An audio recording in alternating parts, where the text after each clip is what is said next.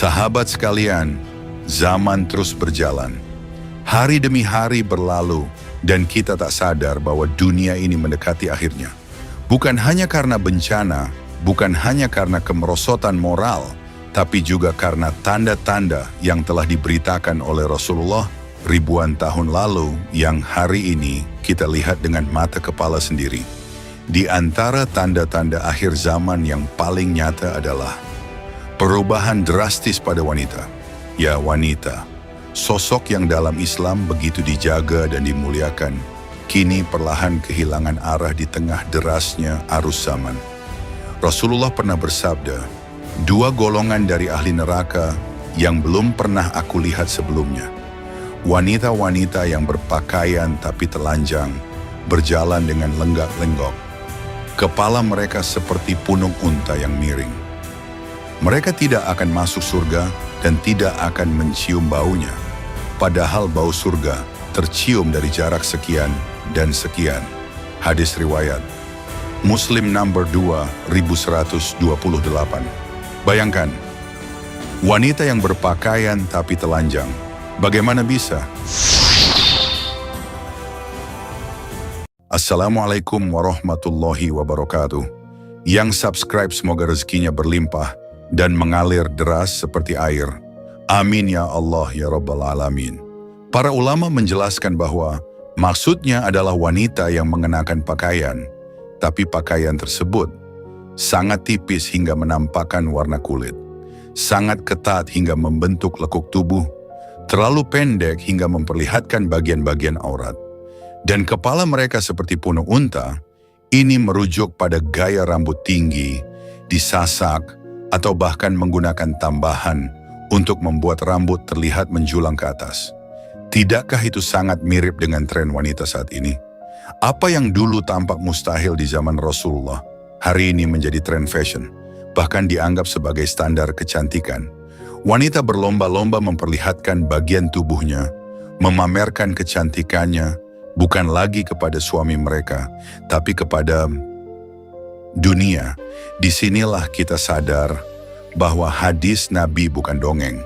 Ia adalah kenyataan yang sedang kita saksikan. Dunia akhir zaman adalah dunia yang penuh ilusi.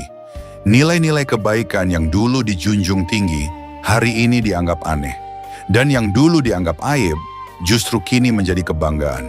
Wanita yang menutup aurat dengan sempurna hari ini disebut kuno, tidak modis, dan dianggap tidak menarik. Bahkan tak jarang menjadi bahan ejekan di tempat kerja, di sekolah, hingga di sosial media. Sebaliknya, wanita yang terbuka auratnya, memamerkan tubuhnya, justru dipuja, dijadikan bintang iklan, diundang ke acara televisi, diikuti jutaan orang di sosial media. Nabi Muhammad SAW bersabda, "Akan datang suatu masa pada umatku, orang yang bersabar dalam agamanya seperti menggenggam bara api." Hadis riwayat Tirmidzi. Menggenggam bara api, begitu beratnya mempertahankan iman dan akhlak di akhir zaman. Apalagi bagi wanita yang godaan dunia menghampiri mereka dari segala arah, mode, popularitas, karier, media sosial, gaya hidup.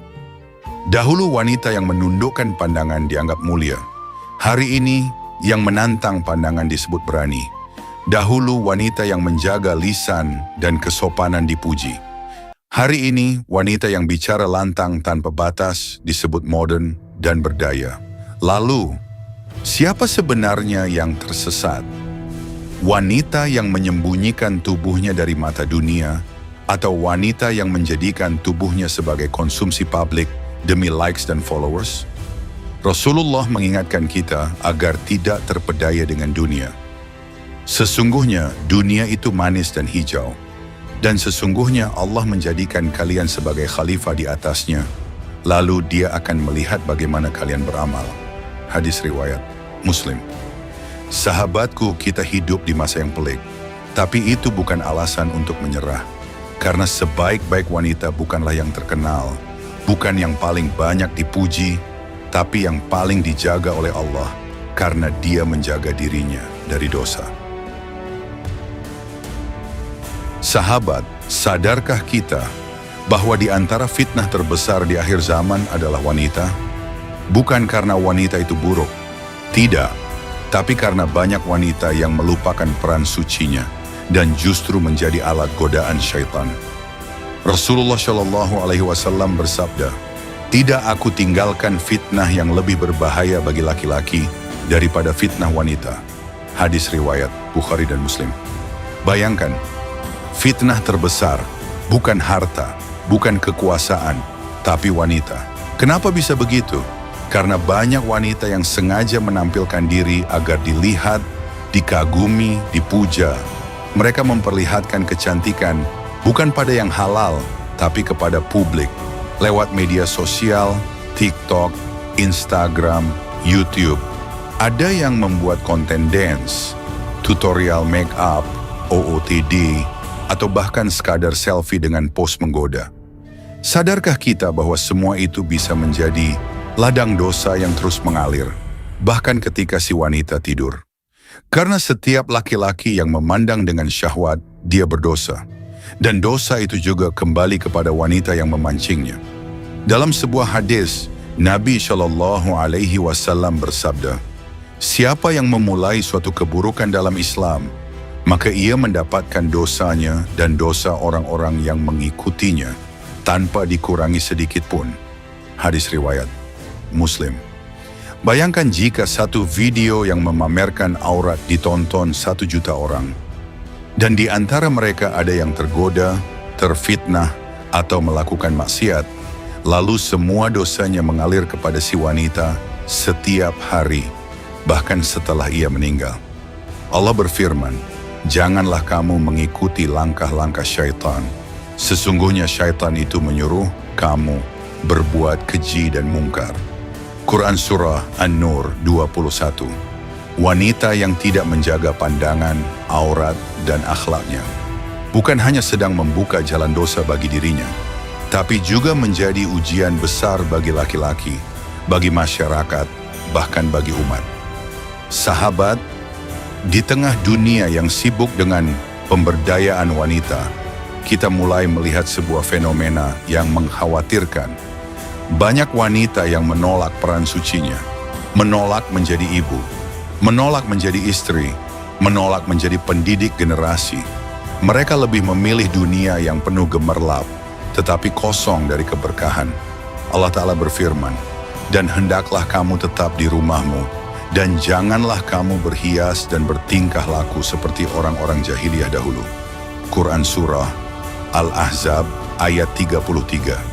Ayat ini bukan melarang wanita untuk aktif, tapi memperingatkan agar peran utama wanita tetap dijaga sebagai benteng akhlak keluarga dan madrasah pertama bagi anak-anaknya. Tapi hari ini, berapa banyak wanita yang lebih bangga disebut bos, pebisnis sukses, atau influencer terkenal daripada disebut ibu rumah tangga yang melahirkan dan mendidik generasi?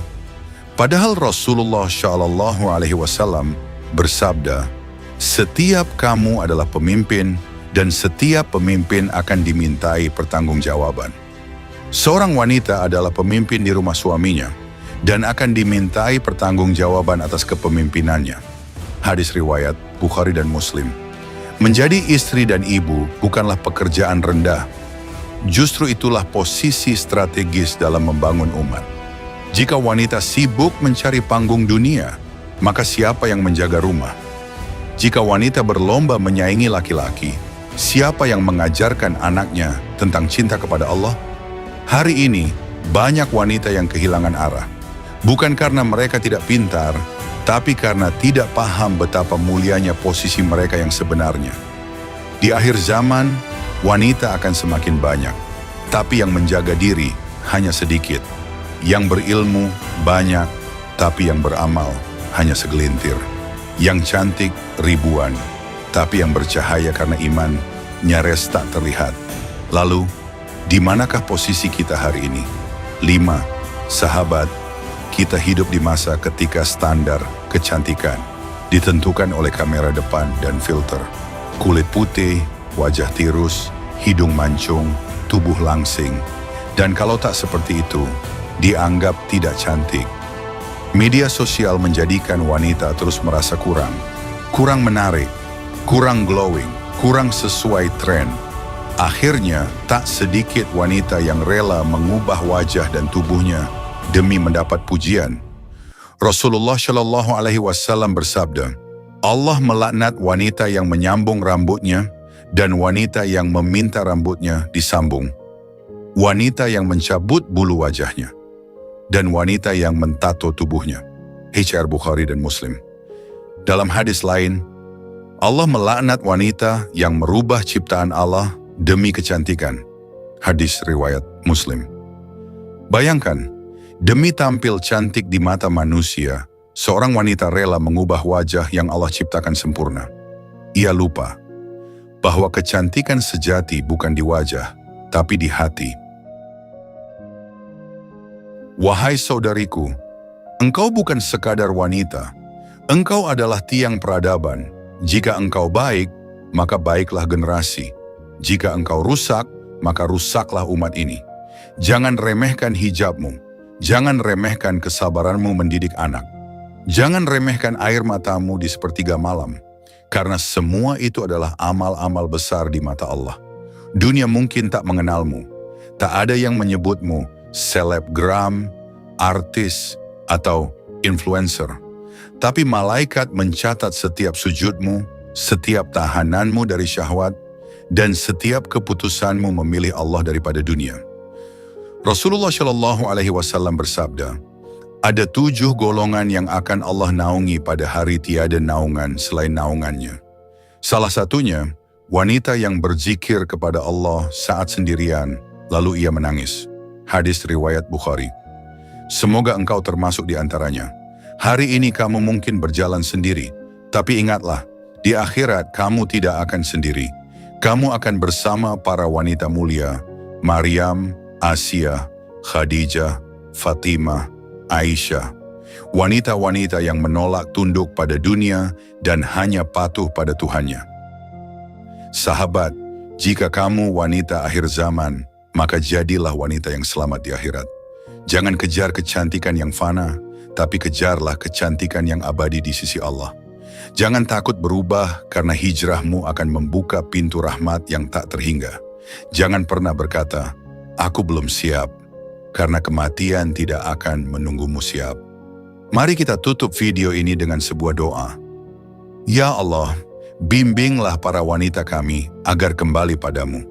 Lindungi mereka dari fitnah dunia.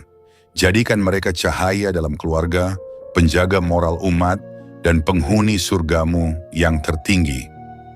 Amin ya Rabbal Alamin. Jika video ini menyentuh hatimu, bantu sebarkan. Semoga jadi amal jariah untukmu. Jangan lupa like, komentar, amin, dan subscribe untuk konten Islami lainnya. Sampai jumpa di video berikutnya.